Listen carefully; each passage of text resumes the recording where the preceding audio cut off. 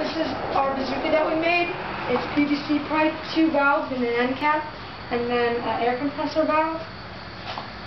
Right here, we got it pressurized, so now we just open this first valve, put it in, let it juice up a little, close the valve, detach it.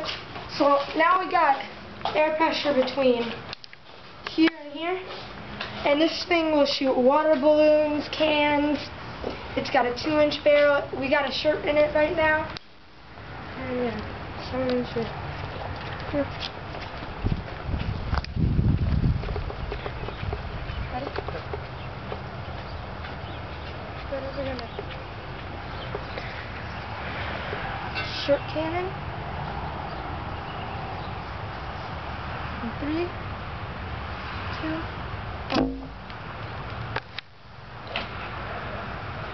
Go.